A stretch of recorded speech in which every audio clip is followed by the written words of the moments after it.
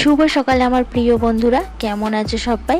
আশা করি সবাই খুব ভালো আছো আর আমিও খুব ভালো আছি। আমি টুকুন, খুবই সাধারণ ঘরের গৃহবধূ। আমার এই ছোট্ট চ্যানেলে তোমাদের সবাইকে অনেক অনেক স্বাগত, ভালোবাসা জানিয়ে আজকে তোমাদেরকে সাথে নিয়ে আমার এই ভিডিওটা শুরু করলাম। উঠেছি সেই কোন কাক ভোরে, কিন্তু কিছুতেই উঠতে ইচ্ছা করছিল না বিছনা ছেড়ে।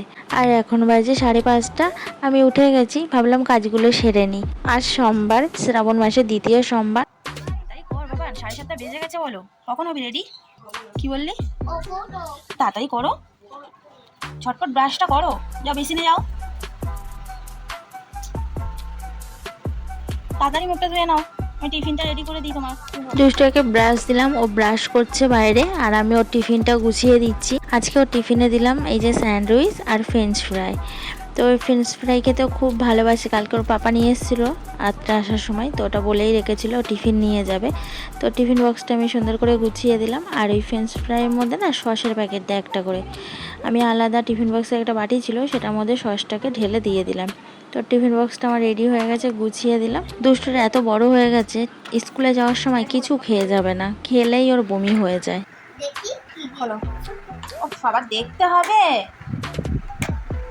তুমি তো জানো আমি কি দিলাম, আমি তো বললাম তোমাকে কি দিয়েছি। তুলো না, খুলো না, হ্যাঁ ভিতরে সস আছে, বার করো না, এখন স্কুলে গিয়ে বার করবে। ঢোকাও দেরি হয়ে গেছে,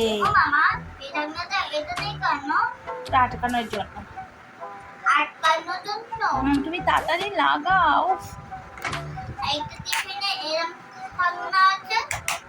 সবই ওই আটকানোর জন্য না, ঢোকা ব্যাগে ঢোকা, চেনটা আটকাও, দু চোখে হাত দাও, চেনটা আটকাও,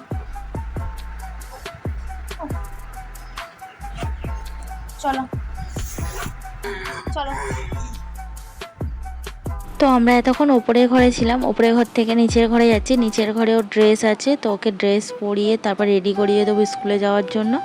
আজকে সকালবেলা একটু সময় পেয়েছি, তার কারণ হলো গ্যাস ফুরিয়ে গেছে তো আমার, তো এখন অবধি গ্যাস দিয়ে যায়নি। আর কাল রবিবার ছিল, তো দেখি আজকে কখন দিয়ে যায়, তারপরে রান্না বান্না করব। আর এই ওয়াটার বোতলটা আগের দিন স্কুলে ফাটিয়ে ফেলেছিল, হাত থেকে পড়ে গেছিলো বলে আমাকে বলছে একটা নতুন ওয়াটার বোতল কিনে দেবে। তো দুষ্টু রেডি হয়ে গেছে স্কুলে যাওয়ার জন্য। চলো চলো নামো। কালকে রান্না জলটা আর নেওয়া হয়নি, তো এখন 8টা বাজতে যায়, 8টার মধ্যে জল চলে যায়। জানি না কলে জল আছে কিনা, জলটা নিয়ে আসি আগে। তো দুঃখের বিষয় গিয়ে দেখলাম কলে জল চলে গেছে, আবার খালি সব জিনিস নিয়ে ফিরে চলে আসতে হলো। তারপর উপরে এসে তোমাদের দাদা ভাইয়ের জন্য ছাতু গুলে দিচ্ছি। টিফিন তো কিছু করিনি, তো ছাতুটা খেয়ে যাবে বললো। আর টিফিনে তো রুটি তরকারি করিনি, তার জন্য কি দেবো ভাবছিলাম, তো দাদাভাই বললো ছাতু মুড়ি আর চিনি দিয়ে দাও। তো আমি ছাতু আর মুড়ি চিনি দিয়ে টিফিন বক্সটা প্যাক করে দিলাম। জানো তো এই টিফিনটা দিতে না আমার ভীষণ খারাপ লাগছিল। দুপুরবেলায় ছাতু মুড়ি চিনি খাবে, আমরা না হয় দুপুরে যা খুশি খেয়ে নেবো, তাতে কোনো ব্যাপার নেই, কিন্তু দাদাভাই দুপুরবেলায় ছাতু মুড়ি খাবে, এটা না ভীষণ খারাপ লাগছিল। তো দাদাভাই জোর করলো যে ছাতু মুড়ি দিয়ে দাও। আমার দিতে কিছুতেই ইচ্ছা করছিল না, আমি বললাম বাইরে থেকে খেয়ে নিও। তো দাদাভাই না অসুবিধা হয় বাইরে থেকে খেতে, অফিসের পাশে না কোনো খাবারের ভালো দোকান নেই, হয় চাউমিন না রোল। তো এইসব দাদাকে ভাই খেতে চায় না, দাদা ভাইয়ের গ্যাসের সমস্যা, তো তার জন্য বাড়ির খাবারই বেশি খায়, যতটুকু যা পারে বাড়ি থেকে নিয়ে গিয়েই খায়। সকাল থেকে চা খাওয়া হয়নি, মাথাটা খুব যন্ত্রণা করছে, সব কাজ সেরে 1 কাপ চা আর একটা চিপসের প্যাকেট নিয়ে বসলাম। দাদা ভাই বেরিয়ে গেছে, আর কাজেরও এখন অতটা তাড়া নেই, আর দুষ্টকে আনতে যাব। তো মাথাটা এত যন্ত্রণা করছিল, আমি বললাম 1 কাপ চা করে একটু বসে বসে খাই।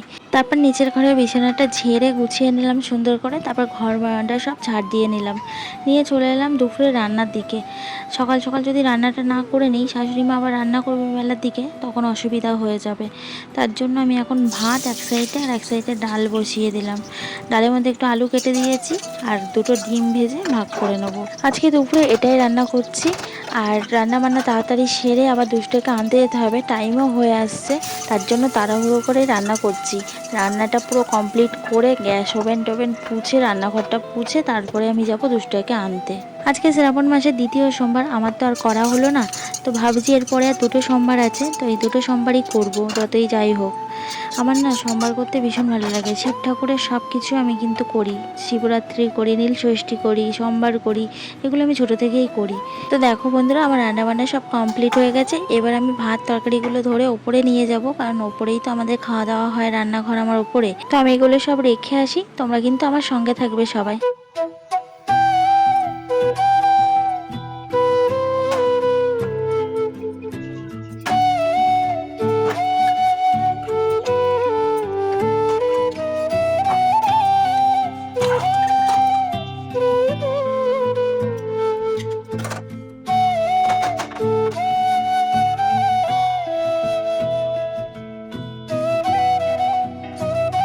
জামা কাপড় ভিজাতে এসে দেখি সার্ফের কৌটোতে সার্ফ ফুরিয়ে গেছে। আবার সার্ফের প্যাকেটটা ঘর থেকে এনে সার্ফের কৌটোটাই ভরে নিচ্ছি।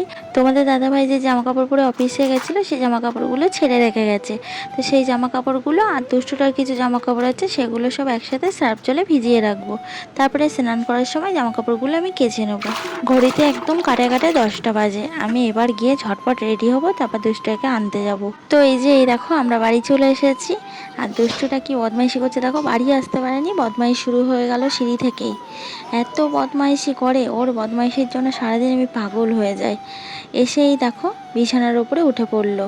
আমি বলি প্রত্যেক দিন বাইরে থেকে এসে জামা কাপড়গুলো ছাড়বে, তারপর বিছানায় উঠবে। ও কথাই শোনে না আমার।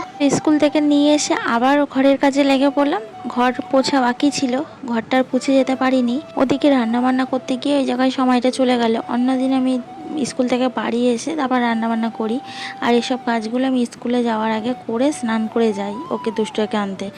আর আজকে তো সেটা হয়নি, আজকে তার উল্টোটা হয়ে গেছে সব কাজের। এসে এক বিন্দু বুঝতে পারলাম না, ঘর পুছতে চলে এলাম। ভীষণই কষ্ট হচ্ছে, আর গরম তো তেমন পড়ছে।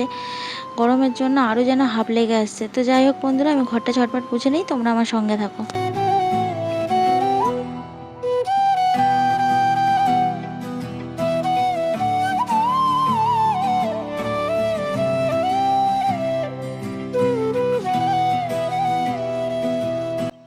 এটাই হলো মেয়েদের জীবন। মেয়েদের এই কষ্ট কেউ কোনোদিন বুঝবে না, আর বোঝার চেষ্টাও করবে না। মেয়েদের কষ্ট শুধু মেয়েদেরকেই বুঝতে হবে। তারপরেও যখন দিন শেষে কাছের মানুষটাকে কাছে পাই, তখন তার কাছ দিয়ে শুনতে হয় যে সারা দিনে কি করো, এই তো সংসারের কটা কাজ, এই কাজ করতে এত কষ্ট হয়ে যায়। মেয়ে হয়ে জন্মানোটা মনে হয় পাপের। অনেক পাপ করলে তবে মেয়ে হয়ে জন্মাতে হয়। এই বেসিনটা 2 দিন ছাড়া ছাড়াই পরিষ্কার করি, তারপরেও 2 দিন ছাড়া ছাড়াই নোংরা হয়ে যায়।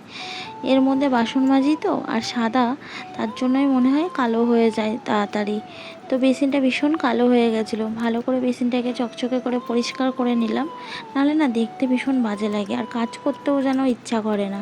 আর আমাদের এদিকে তো কল নেই, এই বেসিন টেসিনের মধ্যেই সব বাসন টাসন মাজতে হয়। তো যে জায়গাটা আমার প্রত্যেক দিনের কাজের, সেই জায়গাটা আমি যদি পরিষ্কার না রাখি তো কাজ করতে ইচ্ছা করে বলো তো? তো আমি বেসিনটাকে ভালো করে চকচকে করে পরিষ্কার করে নিয়ে স্নানটা সেরে নিলাম জামা কাপড় কেচে। তারপরে চলে এলাম আয়নার সামনে। এবার আমি একটু সিঁদুর পরে নেবো। আর আজকে মাথাতে শ্যাম্পু করেছিলাম। গরমের মধ্যে না চুলগুলো যেন 2 দিন ছাড়া ছাড়াই চিটে হয়ে যাচ্ছে।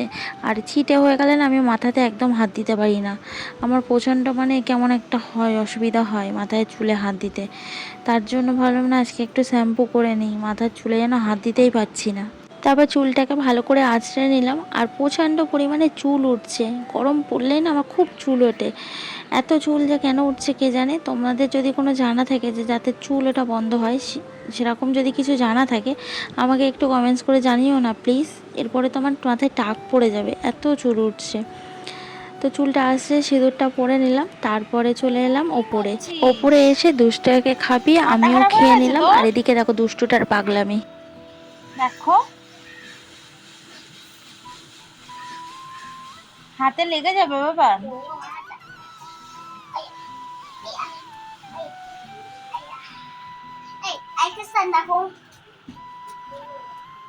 অনেক শক্তি গায়ে।